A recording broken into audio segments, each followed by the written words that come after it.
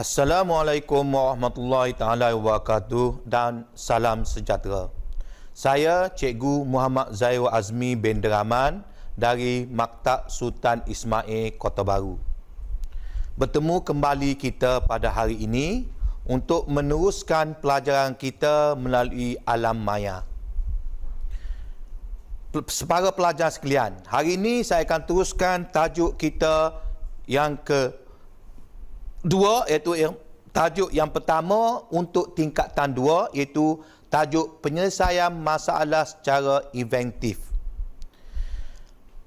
Di dalam program ini juga disediakan modul untuk pelajar membuat latihan. Jadi pelajar boleh mengakses kod QR code di sini, ataupun jika tak dapat QR code ini, pelajar boleh minta daripada guru pelajar masing-masing.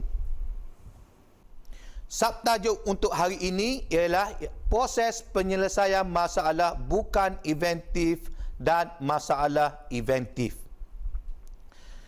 Kriteria kejayaan pelajaran kita hari ini ialah, pertamanya, pelajar dapat menerangkan proses penyelesaian masalah bukan inventif, dan yang kedua, pelajar dapat menerangkan proses penyelesaian masalah inventif.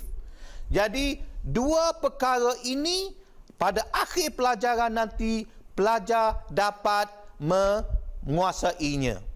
Itu harapan saya pada program pada hari ini. Okey, jom kita ulang kaji dahulu apa yang kita telah belajar sebelum ini. Kita sudah belajar tentang masalah bukan inventif, iaitu masalah yang tidak mempunyai kesan sampingan apabila usaha penambahbaikan berlaku. Cirinya, masalah yang tidak mempunyai pencanggahan. Contoh, pelajar boleh lihat di skrin anda masalah, penambahbaikan dan selesai masalah. Saya beri satu situasi, iaitu pensil menjadi tumpul setelah digunakan. Itu masalahnya. Pensil menjadi tumpul setelah digunakan. Penambahbaikannya ialah gunakan pengasah pensil. Betul tak pelajar? Apa kita guna pengasah pensil, kita dapat menajamkan pensil yang tumpul tadi. Jadi, pensil yang tumpul sudah menjadi tajam. Selesai masalah. Itu positif masalahnya. Selesai. Tidak mempunyai kesan sampingan. Itu bagi masalah bukan inventif. Seterusnya, pelajar juga belajar tentang masalah inventif. Masalah inventif ialah masalah yang mempunyai kesan sampingan apabila usaha penambahbaikan berlaku. Ciri-cirinya, masalah yang mempunyai pencanggahan baik dan buruk, atau positif ataupun negatif. Ada dua-dua pencanggahan. Saya beri situasinya. Masalah penambahbaikan selesai. Selepas selesai, ada lagi seterusnya, iaitu masalah sampingan. Sekarang pelajar tengok pada slide. Masalah bukan inventif, masalah inventif. Kalau masalah bukan inventif, apabila sudah selesailah masalah tersebut. Tetapi bagi masalah inventif, selepas selesai masih ada lagi masalah sampingan. Okey pelajar? Jadi, saya beri kepada contohnya, saya tunjuk contohnya pensil. Pensil tumpul yang diasah menjadi semakin pendek. Penambahbaikan, guna pengasah pensil. Selesainya tumpul jadi tajam, positif. Tetapi ada masalah sampingan, itu pensil menjadi semakin pendek. Ini saya yakin, dengan penuh keyakinan saya, pelajar sudah memahaminya. Saya hanya mengingatkan kembali apa yang pelajar sudah faham, apa yang pelajar sudah pelajari sebelum ini. Okey, satu lagi contoh saya beri yang apa yang pelajar sudah pelajari sebelum ini ialah masalah bukan inventif, masalah yang tidak mempunyai kesan sampingan apabila usaha penambahbaikan berlaku. Masalah mentor terbakar. Penambahbaikan digantikan dengan mentor yang baru. Selesai masalah itu, mentor menyala seperti biasa. Tengok, dia punya penyelesaian masalahnya ringkas dan tepat, terus dapat. Mentor terus menyala seperti biasa, selesai masalah. Ini kalau masalah itu bukan inventif. Okey? Kalau masalah inventif, masalah yang punya kesan sampingan apabila usaha penambahbaikan berlaku. Bagi contoh, masalah penambahbaikan dan selesai masalah. Seperti saya beritahu sebelum ini, masalah inventif mempunyai masalah sampingan, iaitu masalah sampingan 1, masalah sampingan 2. Contoh, saya bagi contoh ialah penggunaan payun untuk mengelakkan basah apabila hujan sukar untuk dibawa. Itu masalah. Penambahbaikan guna payun. Penyelesaian baju tidak basah. Tetapi ada masalah sampingan yang lain, iaitu payun terlalu besar untuk dibawa. Jadi berat, jadi timbul masalah.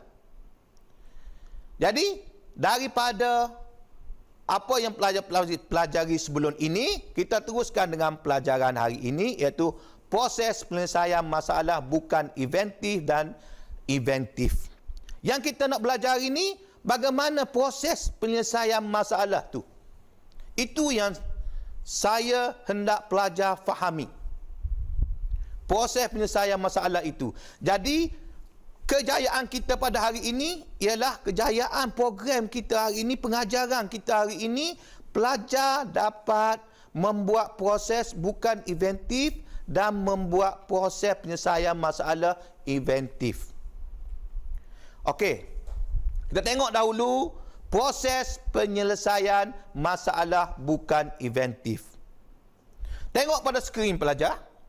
Kita mula dengan seterusnya, kenal pasti masalah. Selepas itu, langkah seterusnya, senaraikan pilihan.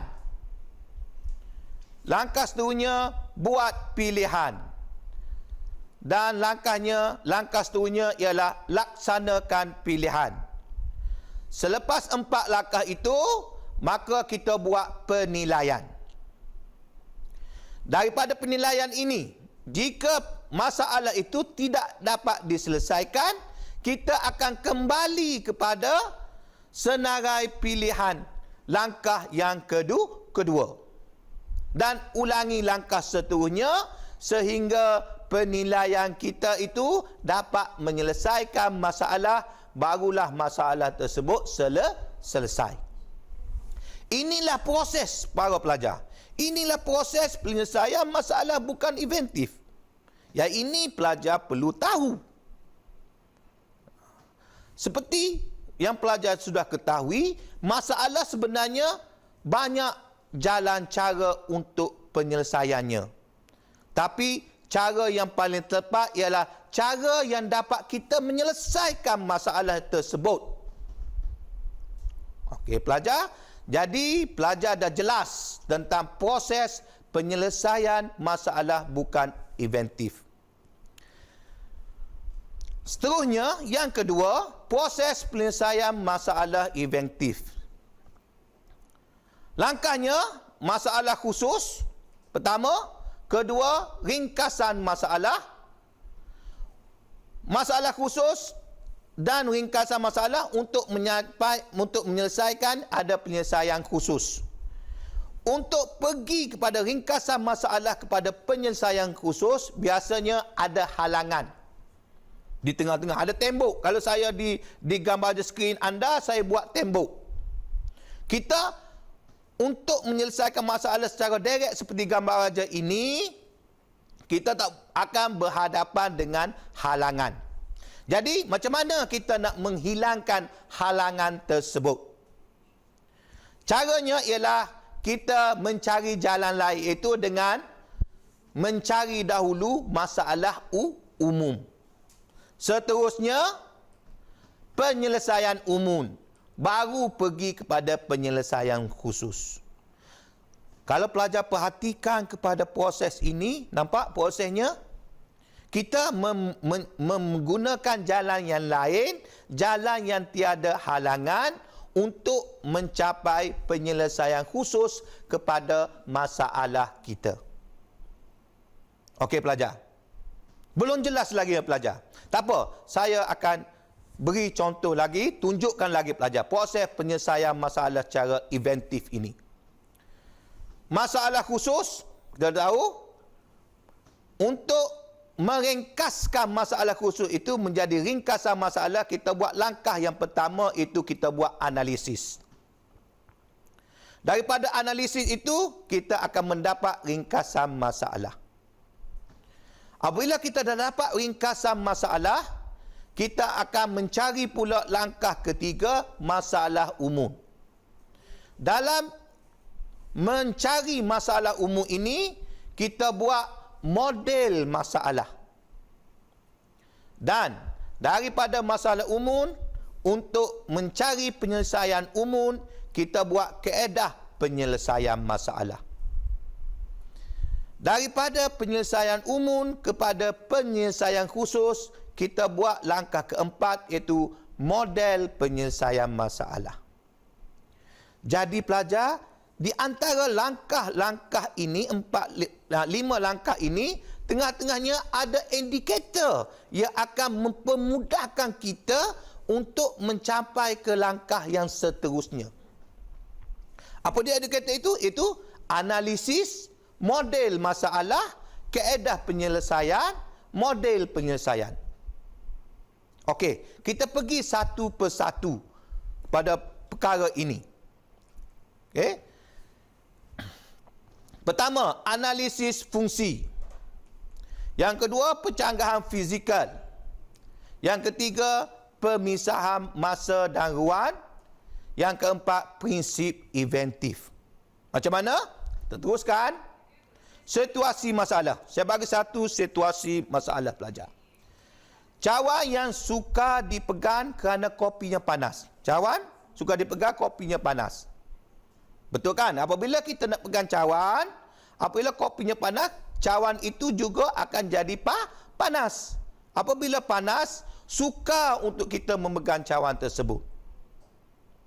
Kadang-kadang berlaku juga kemalangan disebabkan cawan yang panas tersebut. Untuk menyelesaikan masalah ini secara inventif, maka kita buat analisis fungsi. Kita buat masalah khusus, kita dah tahu, buat analisis fungsi, dan kita dapatlah cawan yang sudah dipegang kerana kopi yang panas. Kita dapatlah situasi masalah tersebut. Cawan yang suka dipegang kerana kopi yang panas. Analisis fungsi. Sistem fungsi pula. Tangan memegang badan cawan, memegang kopi panas. Badan cawan, tapak cawan memegang badan cawan. Okey, itu adalah sistem fungsi. Tapak cawan juga memegang kopi panas. Seterusnya, model fungsi. Tangan memegang badan cawan. Badan cawan memegang kopi panas. Tapak cawan memegang badan cawan, dan tapak cawan juga memegang kopi panas. Itu model fungsinya.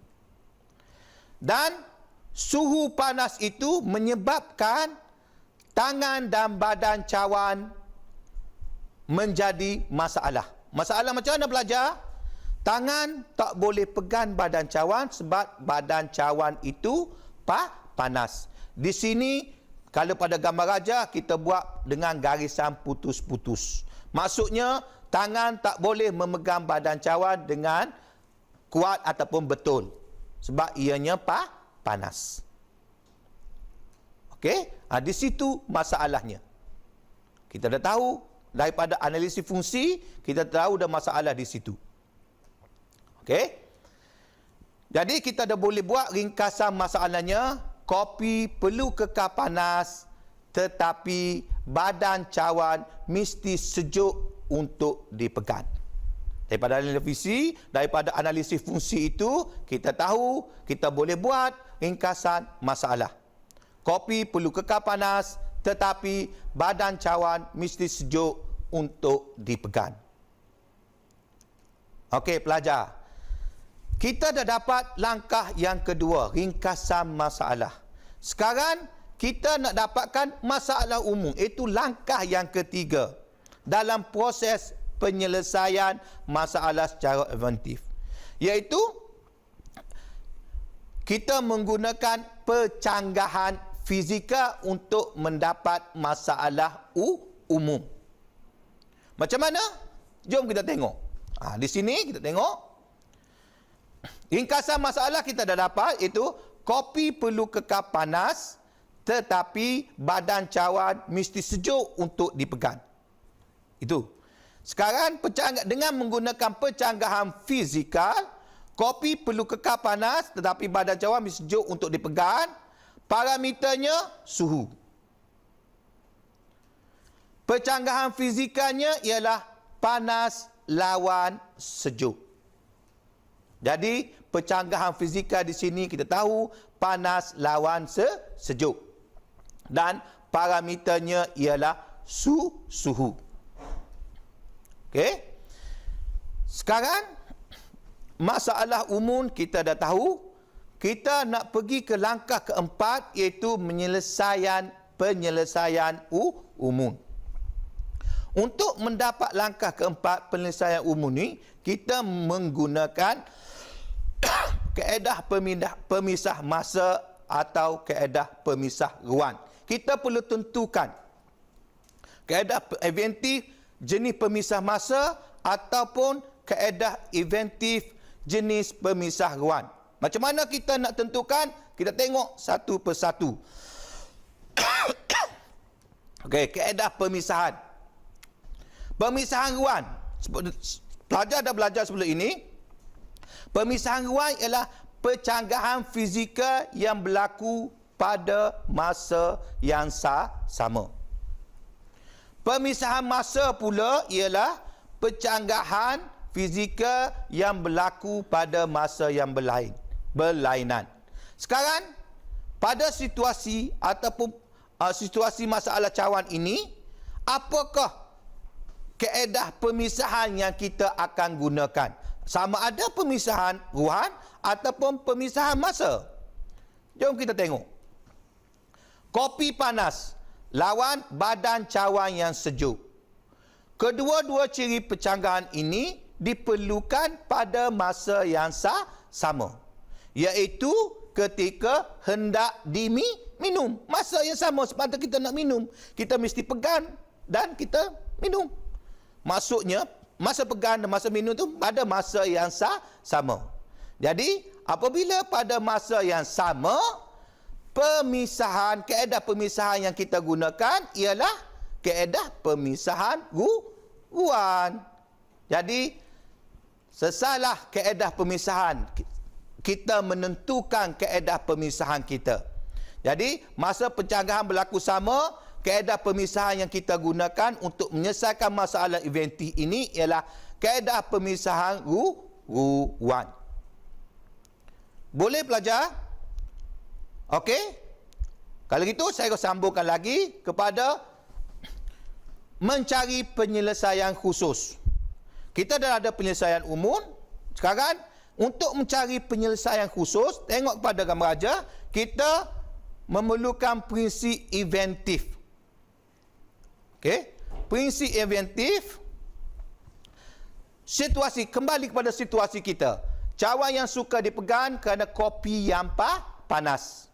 Analisis fungsi, ringkasan masalahnya, kopi perlu kekal panas tapi badan cawan mesti sejuk untuk dipegang. Pencanggahan fizikal panas lawan sejuk. Parameternya suhu.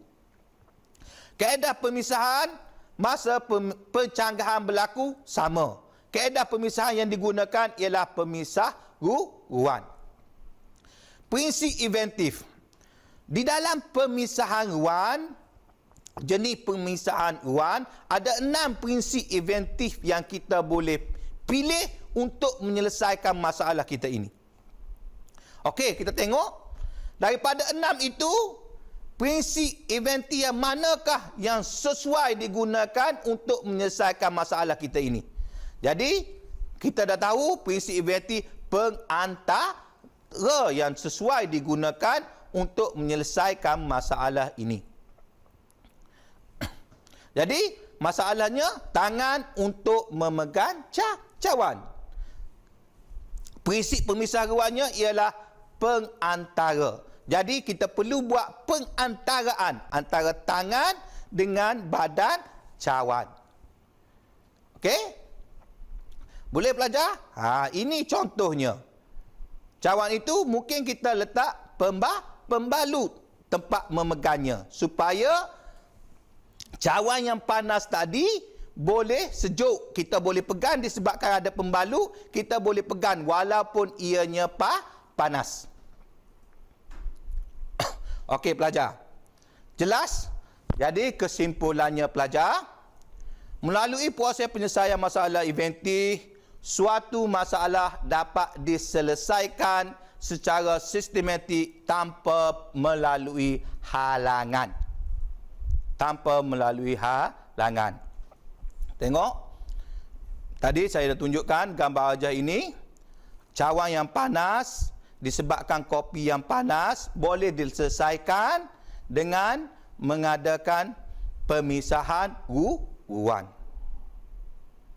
Jadi, pelajar, sebenarnya sudah ada di pasaran, perkara ini sudah diselesaikan, banyak produk di pasaran sudah dibuat perkara ini. Jadi, pelajar, untuk harapan saya untuk pelajaran pada hari ini, pelajar dapat menguasai proses untuk menyelesaikan masalah secara bukan inventif dan proses untuk menyelesaikan masalah secara inventif. Harapan saya, pelajar boleh untuk mengukuhkan lagi pengetahuan pelajar, untuk mengukuhkan pengetahuan pelajar, pelajar akan diberi sedikit latihan untuk hari ini. Jadi, pelajar boleh guna modul yang saya beritahu pada mula-mula tadi untuk cuba menjawab modul tersebut pada muka surat 5. Untuk mengukuhkan lagi pelajaran kita pada hari ini, kita akan cuba menjawab modul yang saya telah beritahu pada awal pelajaran kita tadi. Modul pada muka surat 5, seperti yang dipaparkan di skrin. Jadi, saya akan memberi masa selama 2 minit kepada pelajar untuk menjawab modul ini. Selepas 2 minit, kita akan sama-sama berbincang jawapan kepada modul ini. Boleh mula sekarang.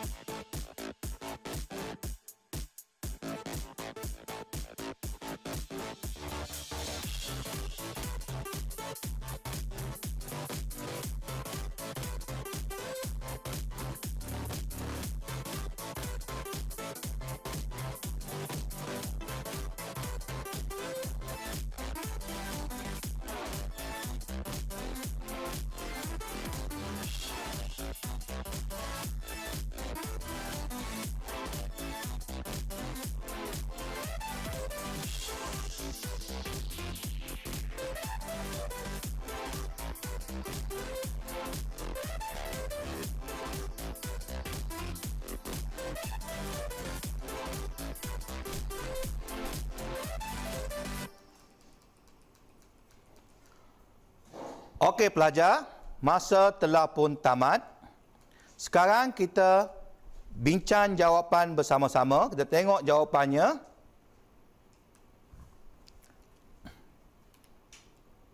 Okey. Soalan nombor 1, Rajah menunjukkan situasi di mana seseorang guru yang sedang menikmati kopi panas terpaksa memegang cawan yang turut menjadi panas. Berdasarkan proses penyelesaian masalah secara inventif, lukiskan sistem fungsi bagi cawan tersebut. Jawapannya ini, tangan memegang badan cawan, badan cawan memegang kopi panas. Tapak cawan memegang badan cawan, tapak cawan memegang kopi panas. Itu jawapannya. Okey pelajar, boleh? Kita tengok pula soalan nombor 2. Lukiskan model fungsi bagi situasi yang telah dinyatakan. Okey, model fungsi. Jawapannya tengok pada skrin tersebut. Tangan memegang badan cawan, badan cawan memegang kopi panas, tapak cawan memegang badan cawan dan tapak cawan juga memegang kopi panas. Di situ juga dimasukkan elemen luar yang mempengaruhi badan cawan, iaitu suhu panas. Okey pelajar, itu adalah jawapan bagi soalan nombor 2. Soalan nombor 3. Nyatakan pencanggahan fizikal bagi situasi itu.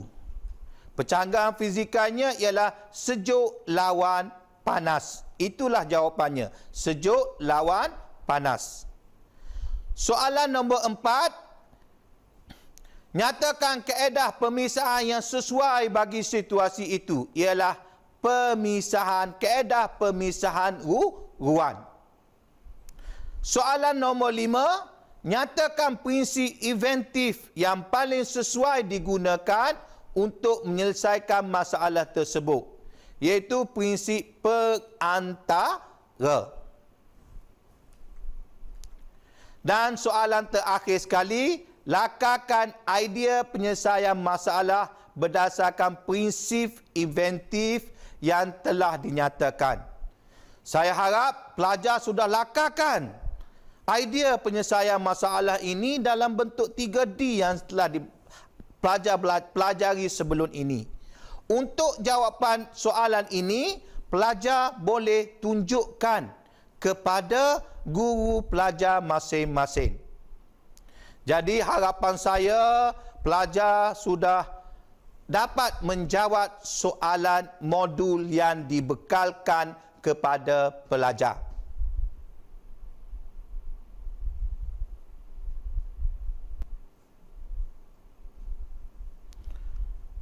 Harapan saya pelajaran hari ini pelajar dapat memahaminya dengan betul, dengan jelas.